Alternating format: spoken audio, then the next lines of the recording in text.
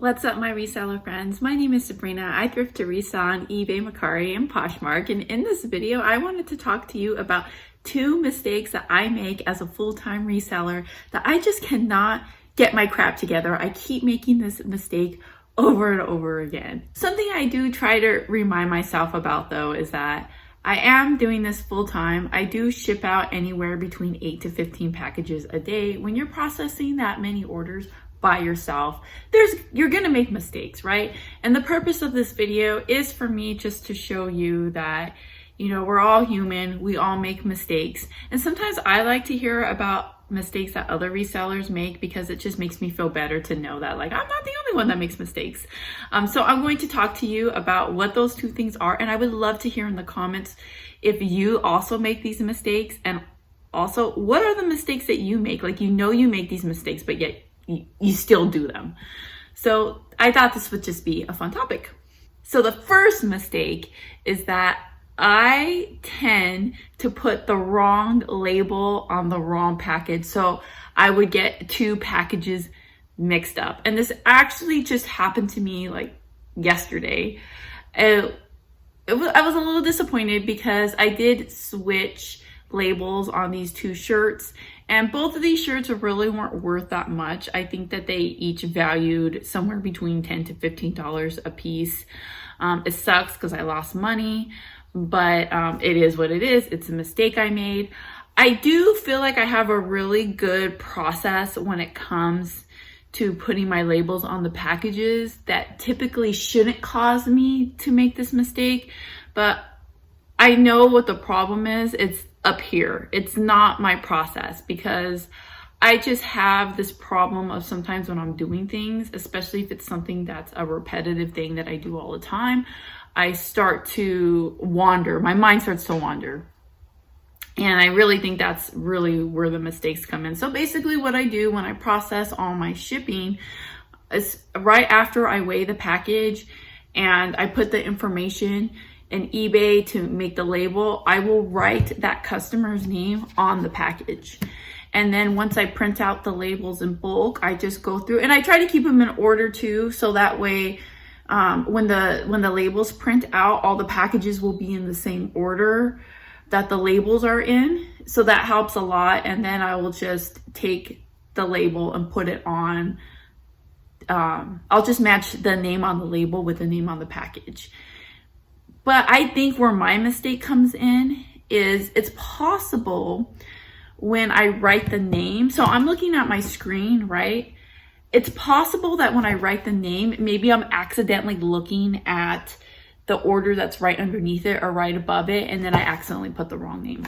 So when that happens, most of the time I end up just refunding both buyers. It's normally what they prefer, and it's actually just easier for me versus having to communicate back and forth between both buyers being on the same page, being able to mail it out to the correct address, me providing them with new labels. It's just a lot of work for everybody. I probably do this once every 2 quarters or so. So it's not something I do all the time, but I still do it. And I feel like at this point, I should not do it. I really don't have any excuses for it.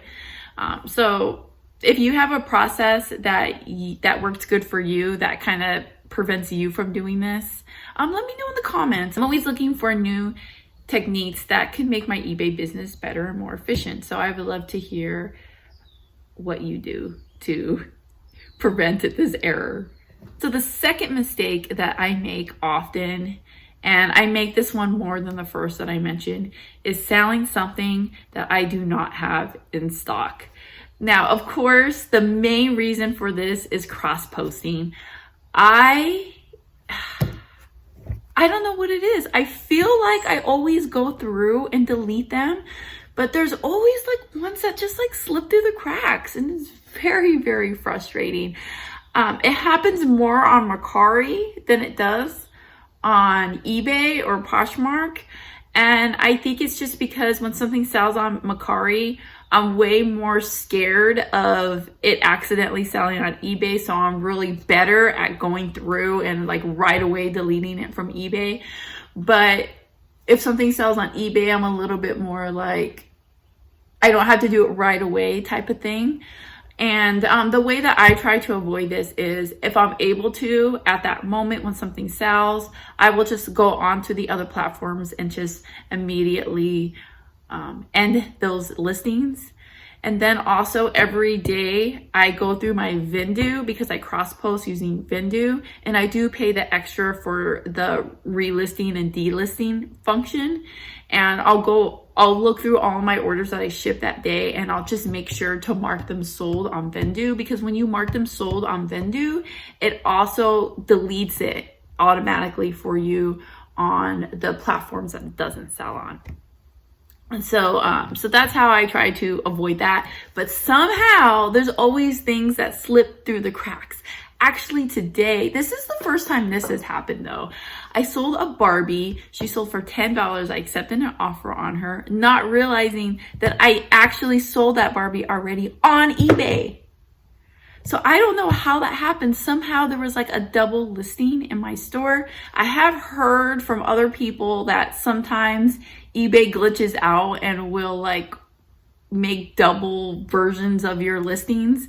But honestly, it probably was just something stupid I did, because I'm always delisting and relisting things on eBay. Something like that happens on any of the platforms. My first reaction is, okay, I need to message this buyer. So I message them right away. And I always started off with showing them how sorry I am for this mistake. And I always ask them, please accept my sincere apology for any disappointment or any inconvenience. But I always give them two options. And the first option is for me to ship them something else that I have in my store. So the way I'll do that is, like with this Barbie, for example, I sent the buyer a link to all the Barbie stuff in my store. And I told her, if there's something else you want from my store, that's at least $15 or around the $15 price range, I can ship that to you instead.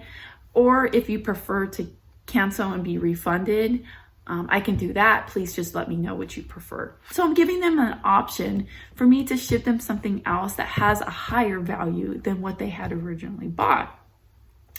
And normally I think that when you do that, when you can show the buyer that you're sorry and that you try to make it right in a way that is beneficial to the buyer, I think that a lot of times, for the most part, if they're like a good person that has a heart, they understand and they don't get like upset or like try to leave you negative feedback and stuff. But another reason why I do this is because if they respond saying, please cancel this order, then when I go to cancel the order, I can select that the buyer asked to cancel because they are asking to cancel.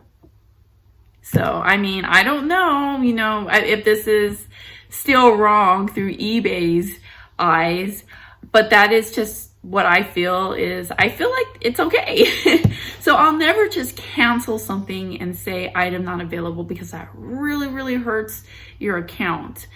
And if you have so many of those, now they're going to start charging you more for fees. So, and you can lose your top rated status. So I don't want that to happen. So instead of just being lazy and just canceling the order, I want to do what's right by the buyer and, try to make it right in a way that's reasonable, and not get that defect on my account. Moral of today's video is we are all human and we all make mistakes. Just do your best. And when you do make that mistake, just handle it the best you can when that happens, and always do what's right by the buyer and what's right by you and your eBay store. Thanks for hanging out, guys. I'll see you in my next video. Never forget, when you thrift upon a star, all your dreams will come true. Bye.